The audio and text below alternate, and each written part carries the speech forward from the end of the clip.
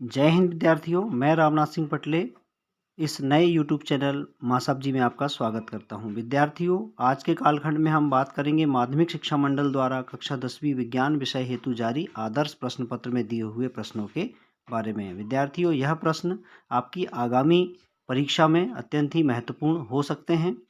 Video शुरू करने से पहले आपसे आग्रह है, अगर आप हमारे चैनल पर नए हैं तो चैनल को अवश्य ही सब्सक्राइब कर लीजिए, साथ ही बेल आइकन को भी क्लिक कर लीजिए, जिससे कि आपको हमारे नए वीडियोस की नोटिफिकेशन प्राप्त होती रहे। तो आइए शुरू करते हैं आज का यह वीडियो। विद्यार्थियों, आपको ज्ञात है कि आपका विज्ञान विषय का जो प्रश्न पत्र है यह 80 अंकों का होगा, जिसमें कुल प्रश्नों की संख्या 22 होगी, जिसमें प्रश्न क्रमांक 1 से 4 तक वस्तुनिष्ठ प्रश्न होंगे। प्रश्न क्रमांक 5 से 14 तक प्रत्येक प्रश्न 2 अंक का होगा, जिनकी शब्द सीमा 30 शब्द होगी। प्रश्न क्रमांक 15 से 18 तक प्रत्येक प्रश्न 3 अंक का होगा, जिसकी शब्द सीमा 75 शब्द होगी। और प्रश्न क्रमांक 19 से 22 तक प्रत्येक प्रश्न 4 अंक का है, जिसकी शब्द सीमा होगी 120 शब्द। आइए अब प्रारंभ करते हैं वस्तुनिष्ठ प्रश्नों से। प्रश्न क्रमांक 1 सही विकल्प चुनकर लिखिए। प्रश्न क्रमांक क, लौह चूर्ण पर तनु हाइड्रोक्लोरिक अम्ल डालने से विकल्प 1 हाइड्रोजन गैस व आयरन क्लोराइड बनना। नंबर 2 क्लोरीन गैस व आयरन हाइड्रोक्साइड बनना। 3 कोई अभिक्रिया नहीं। और 4 आयरन लवण व जल बनना। तो जब हम तनु हाइड्रोक्लोरिक अम्ल को लौह चूर्ण पर डालते हैं तो हाइड्रोजन गैस बनती है और आयरन क्लोराइड बनता है, यानी विकल्प 1 सही है। अगला प्रश्न, पतले तारों में धातुओं का खींचे जा सकने की क्षमता कहलाती है। नंबर 1 तन्यता, 2 आघातवर्धनीयता, 3 चालकता और 4 ध्वनिकता। तो यहाँ पर सही उत्तर है नंबर 1 तन्यता। अगला प्रश्न, दो तंत्रिका कोशिका के मध्य खाली स्थान को कहते हैं। विकल्प 1 ध्रुविका, विकल्प 2 सिनेप्स, विकल्प 3 एक्सॉन, विकल्प 4 आवेग। तो यहाँ पर सही विकल्प है नंबर 2 सिनेप्स। अगला प्रश्न, अलैंगिक जनन मुकुलन द्वारा होता है। नंबर 1 अमीबा में, 2 ईस्ट में, 3 प्लाज्मोडियम में और 4 लेशमानिया में। तो यहाँ पर सही उत्तर है नंबर 2 ईस्ट में। अगला प्रश्न, विद्युत धारा उत्पन्न करने की युक्ति को कहते हैं। नंबर 1 जनित्र, नंबर 2 गैल्वेनोमीटर, नंबर 3 एमीटर और नंबर 4 मोटर। तो यहाँ पर सही उत्तर है विकल्प 1 जनित्र। अगला प्रश्न, निम्न में कौन आहार श्रृंखला का निर्माण करते हैं। विकल्प 1 घास गेहूं तथा आम, विकल्प 2 घास बकरी तथा मानव, विकल्प 3 बकरी गाय तथा हाथी और विकल्प 4 घास मछली तथा बकरी। तो यहाँ पर सही विकल्प है नंबर 2 घास बकरी तथा मानव। अगला प्रश्न, विश्व में तेजी से कम होने वाला प्राकृतिक संसाधन कौन सा है। विकल्प 1 जल, विकल्प 2 वन, विकल्प 3 पवन, विकल्प 4 सौर प्रकाश। तो यहाँ पर सही विकल्प है नंबर 2 वन। अगला प्रश्न, आवर्त सारणी में आवर्तों की संख्या होती है। विकल्प 1 4, 2 6, विकल्प 3 7 और विकल्प 4 8। तो आवर्त सारणी में आवर्तों की संख्या होती है 7, यानी विकल्प 3 सही है। प्रश्न क्रमांक 2 रिक्त स्थान भरिए। क जल एक खालिस्तान ऑक्साइड है। तो यहाँ पर हम खालिस्तान में लिखेंगे उदासीन।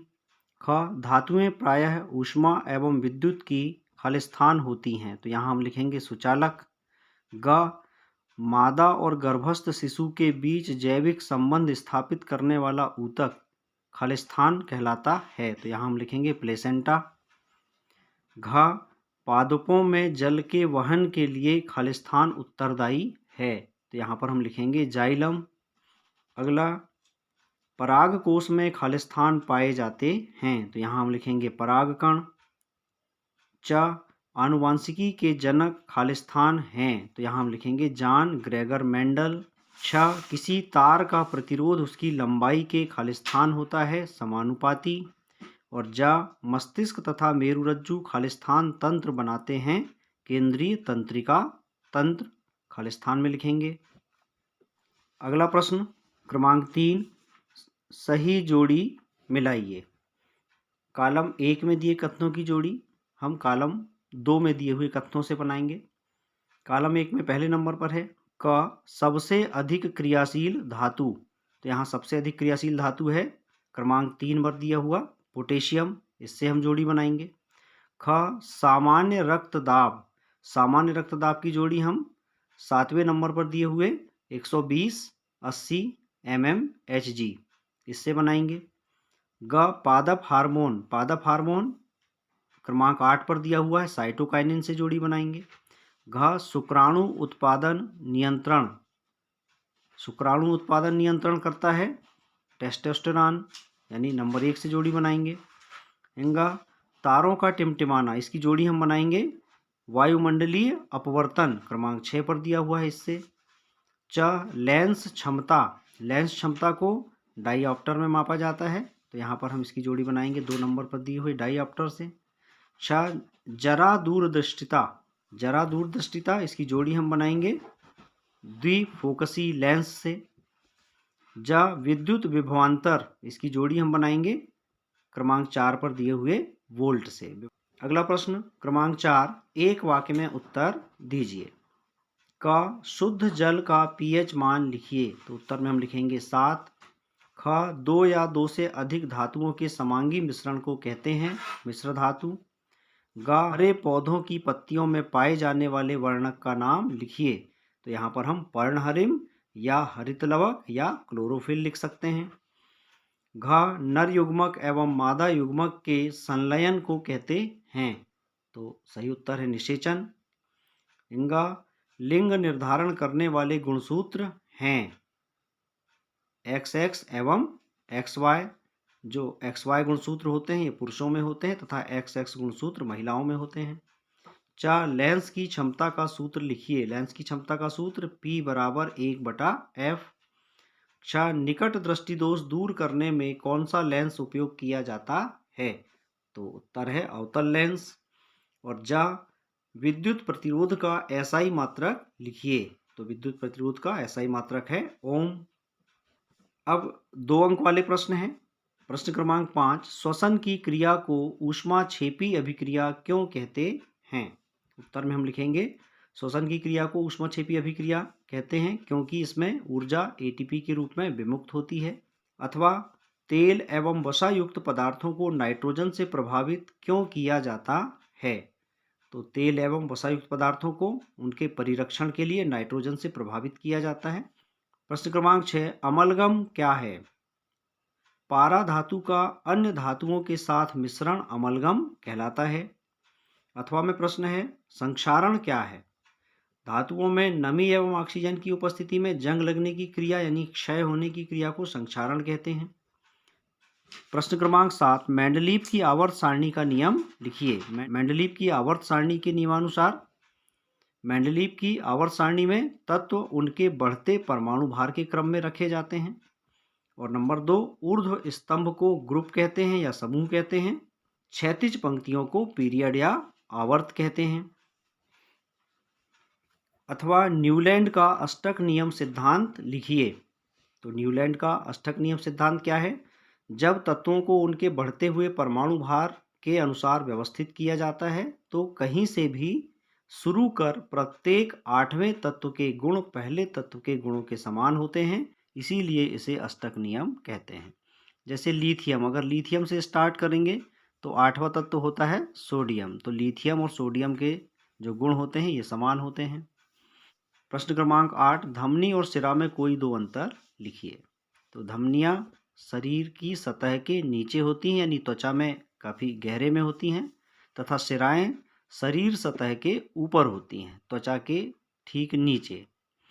तथा धमनियाँ जो हैं इनकी दीवार मोटी होती है और सिराओं की दीवार पतली होती है। अगला प्रश्न है आक्सी और अनाक्सी श्वसन में कोई 2 अंतर लिखिए। तो आक्सी श्वसन में ऑक्सीजन की उपस्थिति आवश्यक होती है, अनाक्सी श्वसन ऑक्सीजन की अनुपस्थिति में होता है। और आक्सी श्वसन में 36 ATP ऊर्जा मुक्त होती है तथा अनाक्सी श्वसन में 2 ATP ऊर्जा मुक्त होती है। अगला प्रश्न है कायिक प्रवर्धन क्या है? पौधों के कायिक अंग जैसे पत्ती, जड़, तना या शाखा का उपयोग नए पौधे के लिए होता है, तो इसे कायिक प्रवर्धन कहते हैं। स्वपरागण क्या है? स्वपरागण क्या है? एक पुष्प के परागकण जब उसी पुष्प के वर्तिकाग्र तक पहुंचता है तो यह क्रिया स्वपरागण कहलाती है। प्रश्न क्रमांक 10, मानव में बच्चे का लिंग निर्धारण कैसे होता है? तो मानव में नर यानी पुरुष में XY गुणसूत्र होते हैं, मादा यानी स्त्री में XX गुणसूत्र होते हैं, और जब ये मिलते हैं तो यहाँ पर नर के X गुणसूत्र से मादा का X गुणसूत्र मिलेगा तो पुत्री का जन्म होगा। इसी तरह नर के X गुणसूत्र से दूसरे X का मिलन होगा तो पुत्री का जन्म होगा। जब पुरुष के Y गुणसूत्र से स्त्री के X गुणसूत्र का मिलन होता है तो पुत्र का जन्म होता है। इसी तरह जब पुरुष का Y गुणसूत्र स्त्री के दूसरे X गुणसूत्र से मिलता है तब भी पुत्र का जन्म होता है। तो इस प्रकार पुत्र और पुत्री के जन्म की संभावनाएं 50-50% होती हैं। अगला प्रश्न है, मेंडल के प्रभाविता का नियम लिखिए। तो मेंडल के प्रभाविता का नियम, प्रभावी लक्षण अप्रभावी लक्षण को या प्रभावी जीन अप्रभावी जीन को विषम युग्मजीय अवस्था में अप्रभावी जीन के प्रभाव को पूरी तरह से दबा देता है। इसे प्रभाविता का नियम कहते हैं। प्रश्न क्रमांक 11, परावर्तन के नियम लिखिए। परावर्तन के नियम, पहला नियम है आपतित किरण, परावर्तित किरण एवं अभिलंब एक ही बिंदु पर होते हैं। और दूसरा नियम है आपतन कोण का मान सदैव परावर्तन कोण के बराबर होता है। अथवा अपवर्तन के नियम लिखिए। पहला नियम है आपतित किरण अपवर्तित किरण। विद्यार्थियों यहाँ ध्यान रखें, परावर्तन में आपतित किरण और परावर्तित किरण होगी, लेकिन अपवर्तन में आपतित किरण के साथ अपवर्तित किरण होगी। तो पहला नियम है आपतित किरण अपवर्तित किरण तथा आपतन बिंदु पर अभिलंब एक ही बिंदु पर होते हैं। और दूसरा नियम है आपतन कोण की ज्या एवं अपवर्तन कोण की ज्या स्थिरांक के रूप में होती है। ओम का नियम क्या है? किसी चालक तार के दो बिंदुओं के विभवांतर चालक तार में बह रही विद्युत धारा के अनुक्रमानुपाती होता है। अथवा में प्रश्न है, विद्युत परिपथ का क्या अर्थ है? किसी विद्युत धारा के सतत एवं बंद पथ को विद्युत परिपथ कहते हैं। प्रश्न क्रमांक 13, विद्युत विभव क्या है? एकांक धनावेश को अनंत से विद्युत क्षेत्र के किसी बिंदु तक लाने में किया गया कार्य उस बिंदु पर विद्युत विभव कहलाता है। अथवा प्रतिरोध किसे कहते हैं? विद्युत धारा के प्रवाह में अवरोध या रुकावट को प्रतिरोध कहते हैं। प्रश्न क्रमांक 14, पारितंत्र के जैव घटक के नाम लिखिए। किसी पारितंत्र में जैविक और अजैविक घटक होते हैं। तो जैविक घटकों में होते हैं जीव जंतु, पेड़ पौधे और सूक्ष्म जीव या माइक्रो ऑर्गेनिज्म। और अजैविक घटकों में जैसे वायु, भूमि, प्रकाश इत्यादि ये अजैविक घटकों में आएंगे। अथवा ओजोन परत के क्षय होने के कारण लिखिए। ओजोन परत के क्षय होने का कारण है जीवाश्म ईंधन यानी पेट्रोल, कोयला इत्यादि का अत्यधिक प्रयोग, और क्लोरोफ्लोरोकार्बन जो कि कोल्ड स्टोरेज या रेफ्रिजरेटर इत्यादि से मुक्त होती है। विद्यार्थियों, आज के इस कालखंड में हमने आपको 1 और 2 अंक वाले प्रश्नों की जानकारी दी। हम अपने अगले वीडियो में 3 और 4 अंक वाले प्रश्नों की जानकारी देंगे। आपसे आग्रह है, चैनल को अवश्य ही सब्सक्राइब कर लीजिए, साथ ही बेल आइकन को भी क्लिक कर लीजिए, जिससे कि हमारे नए वीडियोस की नोटिफिकेशन आपको प्राप्त होती रहे। तो मिलते हैं अगले वीडियो में शेष प्रश्नों के साथ। तब तक के लिए नमस्कार, जय हिंद।